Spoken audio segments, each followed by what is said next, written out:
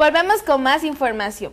Hoy en la sección de entrevista, nuestro compañero Jafet Quesada conversará con un especialista sobre el VIH y la discapacidad. Bienvenidos a esta entrevista, les saluda Jafet Quesada. El SIDA es una enfermedad de transmisión sexual que se propaga rápidamente en el mundo. Sin embargo, se tiende a omitir esa relación VIH-discapacidad. Para hablarnos sobre esa relación y cómo se proyecta a nivel social, en este caso Costa Rica, se encuentra con nosotros hoy la sexóloga Viviana Richmond. Viviana, muchas gracias por estar con nosotros hoy en Nexus. Más bien, muchas gracias por invitarme. Viviana, ¿por qué se tiende a omitir? ¿Por qué se tiende a olvidar de la gente que existe esa posibilidad real de que las personas con discapacidad puedan ser portadoras del virus del SIDA? Esta problemática está muy relacionada con el hecho de que las personas con discapacidad, hay un mito alrededor de las personas con discapacidad y es el hecho de que no son personas sexualmente activas. Entonces, al existir este tipo de ideas, lo que sucede es que no existe ningún sistema de información y prevención para ese tipo de población. Entonces, hasta cierto punto, como verse los eternos niños como ser asexuados supuestamente por la gente, tiende a contribuir a que se omita eso. Precisamente cuando usted tiene una población en donde hay toda una idea de que no tienen sexualidad, que no tienen derecho, que son como niños eternos, entonces nunca se piensa en las posibilidades que existen de que tengan relaciones sexuales coitales. Y lo que pasa con esto es que sí hay población con discapacidad que es sexualmente activa, entonces lo que pasa es que no se les da la información requerida. Viviana, entonces podríamos decir con certeza o en un 100% que el SIDA pertenece a todos los estereotipos sociales y que lamentablemente también las personas con discapacidad no se escapan de ella. De hecho, el VIH es una infección de transmisión sexual que puede, digamos que está en todas las clases sociales, en todas las diferentes tipos de poblaciones.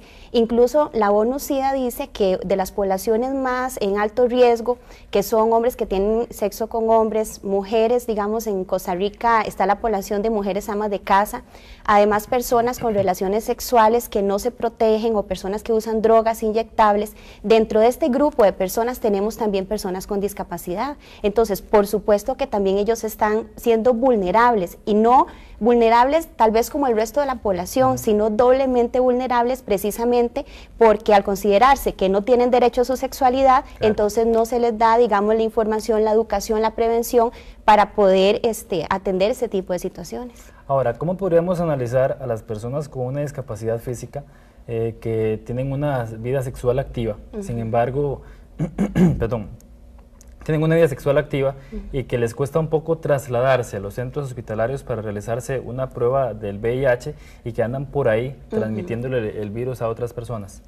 De hecho, digamos, otra de las formas de exclusión social, y yo creo que se trata mucho en este programa, es todo lo que tiene que ver con el acceso a la infraestructura. Y obviamente si tenemos personas con discapacidades motoras que tienen dificultades para ir a la Caja Costarricense del Seguro Social y hacerse su prueba, digamos, de VIH, entonces obviamente también estamos sobre una situación de riesgo bastante importante. Sí, ellos, igual que cualquier otra población, perfectamente podrían ser seropositivas, ¿verdad? Y andar por la calle sin saber. Aquí lo importante es generar una conciencia, una responsabilidad de saber que cualquier persona, tenga o no discapacidad, que es sexualmente activa, tiene la responsabilidad de velar también por su salud sexual y reproductiva. En su opinión, ¿a quién le toca crear esa conciencia?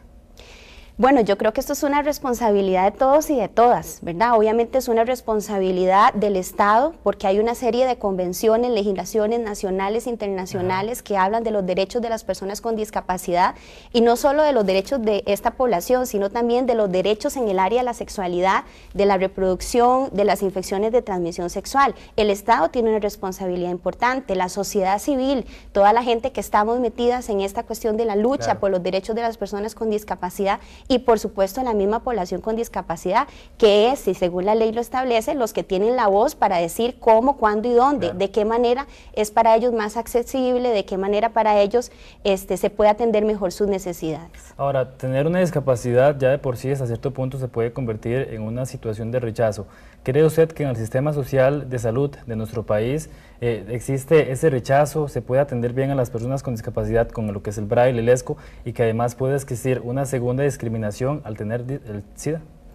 Por supuesto que es que estamos hablando de diferentes niveles de discriminación. Por ejemplo, están lo que son las consejerías de salud sexual y reproductiva de la Caja Costarricense del Seguro Social, las cuales tienen la obligación, como parte de sus funciones, de atender este tipo de situaciones y, bueno, particularmente no conozco, digamos, algún tipo de consejería que esté adaptada al braille, que tenga sistemas de apoyo, digamos, con lesco, con personas con dificultades auditivas, lo que hablamos de infraestructura, pero además no solo lo que tiene que ver con los servicios de apoyo que se les pueda prestar a las personas con discapacidad, también tiene que ver con la misma estigmatización que la persona que es consejera sexual y reproductiva tiene cuando atiende a una persona con discapacidad. Por ahí había un documento muy interesante de ONU-SIDA diciendo que incluso una de las cuestiones ahí complejas es el sentido de la confidencialidad cuando se habla sobre VIH, porque muchas de las personas con discapacidad requieren de personas asistentes para el proceso de comunicación. No sé ni tan siquiera si esto se ha conversado, digamos, o si es parte de las políticas también de salud sexual y reproductiva que tiene la Caja. ¿Qué podrían hacer las familias hasta cierto punto para evitar en sus hijos o familiares con discapacidad el contagio de SIDA? Porque estos pueden ser símbolo de violación o de abuso sexual. Sí, de hecho, también esto es otro de los elementos por los cuales la población con discapacidad es vulnerable al VIH. Hay diferentes investigaciones sobre abuso sexual, digamos, se puede decir, y yo me he encontrado en diferentes informes que nos hablan, algunos que hablan de que se está hablando del 80% en comparación con el 40% de mujeres con discapacidad y sin discapacidad. Hay otras investigaciones que hablan que es el mismo porcentaje, pero que en personas con discapacidad el tiempo de exposición al abuso es mucho mayor. Pero lo que sí se está claro, incluso la Asociación Americana de Retraso Mental así lo indica, dice que las personas con discapacidad tienen más dificultades para identificar al abusador, para acusarlo y también para que en un posible juicio se les crea. O sea, que su relato sea creído. Entonces, cuando hablamos de todo, una cuestión también de abuso sexual, que también podría estar al VIH, unido al VIH, también hablamos de mucha más vulnerabilidad. Viviana, ¿cree usted que los centros de educación especial en nuestro país y en sí la enseñanza en general está enseñando correctamente, un poco más a fondo, para lo que es enseñar sobre el VIH? Bueno, sé que en los programas de estudio, no sé si es en 9º o en 10º, los programas de educación regular, está el tema de las infecciones de transmisión sexual, está el tema de VIH, está el tema del uso del condón. Sin embargo, en población con necesidad de apoyo más importante en personas con discapacidad, por lo menos en mi experiencia, lo que yo he visto es que se trabaja sí la prevención del abuso, se trabaja, por ejemplo, que se llame por el nombre a sus partes genitales, pero creo que hay una omisión, una invisibilización del derecho a su sexualidad, viéndolo un poco más holístico, del derecho a enamorarse, del derecho a tener pareja, el derecho a tener una vida sexual activa y, ¿por qué no, en algunas situaciones, el derecho a ser padre o a ser madre? Bien, Viviana, lamentablemente se nos fue el tiempo, me faltaron algunas preguntas más, pero muchas gracias por habernos acompañado en Nexos. Con mucho gusto. Bien, hasta aquí esta entrevista, les habló Jafet Quesada, sigan con más de Nexos.